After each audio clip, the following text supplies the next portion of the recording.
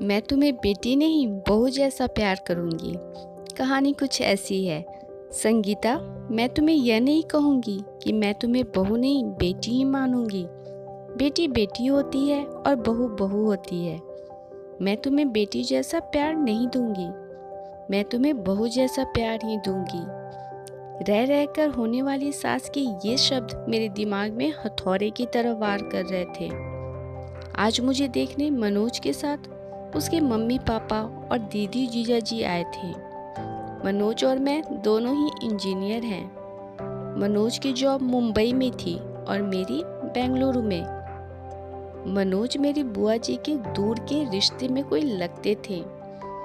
बुआ फूफा जी मनोज और उनके परिवार की तारीफ करते थकते नहीं थे। मनोज की मम्मी की तो बुआ जी इतनी तारीफ कर रही थी कि मुझे मन ही मन लग रहा था कि यदि यह संबंध हो जाता तो मैं अपने आप को बहुत खुश नसीब समझूंगी। क्योंकि कहा जाता है ना, पति पत्नी के गुण नहीं मिले तो चलता है, लेकिन सास बहू के गुण मिलने चाहिए, तभी वैवाहिक जीवन सुखी रहता है। यही सोचकर मैं मन ही मन खुश हो रही थी कि मुझे बहुत अच्छी सास मिलने वाली हैं। लेकिन आज जब उन्होंने बहू जैसा प्यार देने की बात कही तो वो बात किसी के समझ में नहीं आ रही थी। आज तक सभी ने यही सुना था कि हर सास ऐसा ही कहती हैं, तुम मेरी बहू नहीं बेटी हो, मैं तुम्हें बेटी जैसा ही प्यार दूंगी। आपने भी यही सुना है ना? लेकिन यहाँ तो उल्टा ही हो रहा है। बहू जैसा प्यार। घर में सभी को आशंका हो रही थी कि कहीं वे शादी के बाद फिल्मों वाली ललिता पवार टाइप की सास ना बन जाए। यदि ऐसा हुआ तो मेरा क्या होगा? लेकिन सिर्फ इस एक बात को नजरअंदाज किया जाए तो बाकी सभी बातें अच्छी होने से घर के सभी सदस्यों को लग रहा था कि ये रिश्ता हो जाना चाहिए। और आखिरकार शादी हो गई। मेरी शादी तो हो गई, लेकिन दिमाग में हर वक्त मम्मी जी के शब्द, तुम्हें बहू जैसा प्यार दूंगी, गूंजते रहते थे। इसलिए मैं मन ही मन डरी हुई थी। मैंने मन ही मन फैसला लिया था कि मैं अपना हर काम इतना परफेक्शन से करूंगी कि मम्मी जी को शिकायत का मौका ही नहीं मिलेगा। इस बात का मेरे ऊपर इतना असर हुआ कि मैं हर वक्त डरी डरी सी रहने लगी। मनोज, मम्मी जी, पापा जी सभी मेरा बहुत ख्याल रख रहे थे, हर वक्त बहुत प्यार से पेश आते। लेकिन मेरे मन में जो बहू जैसा प्यार की गांठ बैठ चुकी थी वो निकल ही नहीं पा रही थी।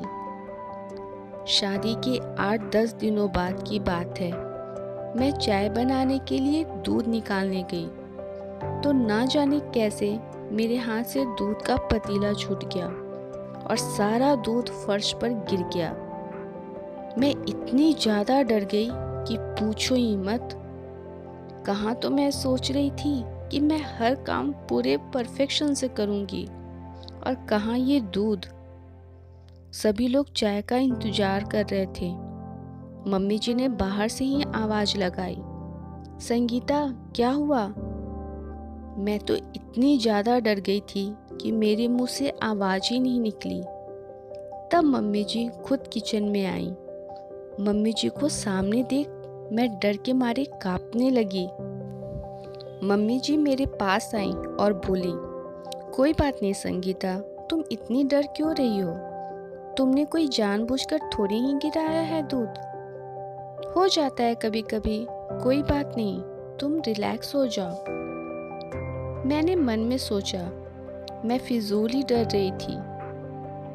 एक बार और इसी तरह की छोटी छोटी गलतियां हुई, लेकिन तब भी मम्मी जी ने मुझे प्यार से ही समझाया।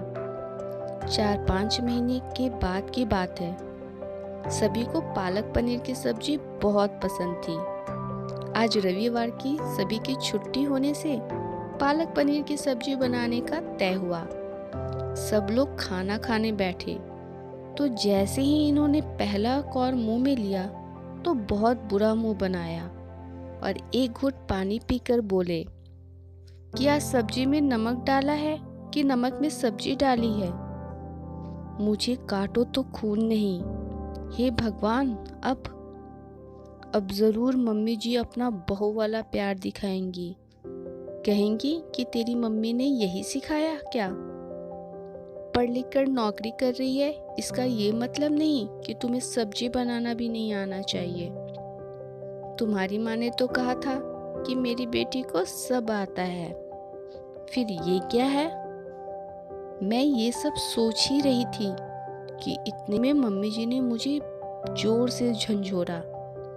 संगीता, संगीता, क्या हुआ? तुम कांप क्यों रही हो और रो क्यों रही हो? मैं डरते हुए बोली, सॉरी मम्मी जी, अब सब लोग खाना कैसे खाएंगे? फूल गोभी की सब्जी है, दाल चटनी है, अचार है, खा लेंगे, तुम घबराओ मत। लेकिन आगे से सब्जी बनाते वक्त थोड़ा ख्याल कर दिया करो। दोपहर में जब मैं और मम्मी जी अकेले थे तब वो बोली, शादी हुई है इसे मैं देख रही हूँ कि तुम फ्री नहीं लग रही हो।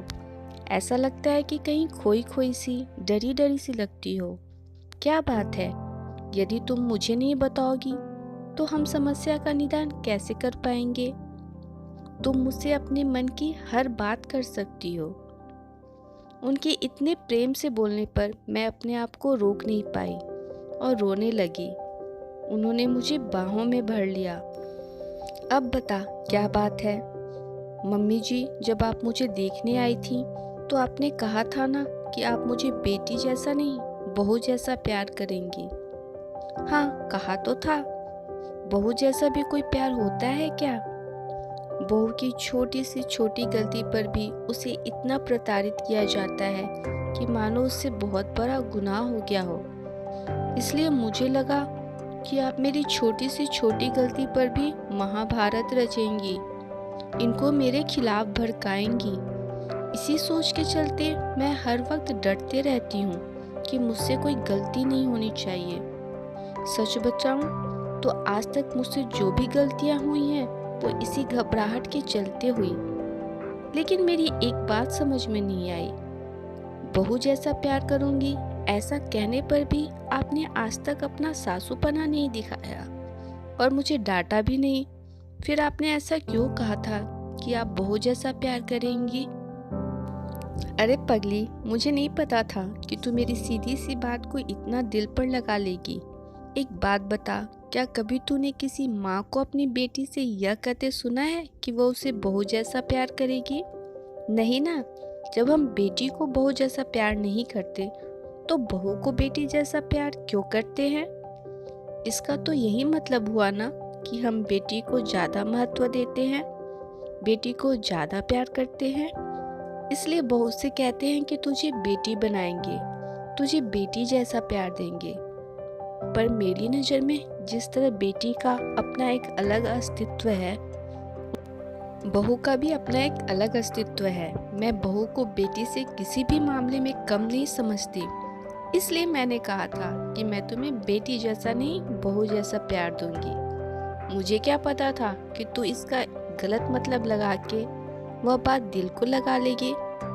चल अब आंसू पोंछ, नहीं तो मैं सचमुच में फिल्मों वाली ललिता पवार बन जाऊंगी। उन्होंने यह बात इस अंदाज में कही कि हम हंसते हंसते हम दोनों का बुरा हाल हो गया। आज मुझे पता चला कि बहू वाला प्यार भी होता है। आपने कभी महसूस किया है ये प्यार? अगर वीडियो अच्छी लगी हो तो please like, share and subscribe my channel. Bye bye, मिलते हैं एक नई प्यारी सी स्टोरी के साथ।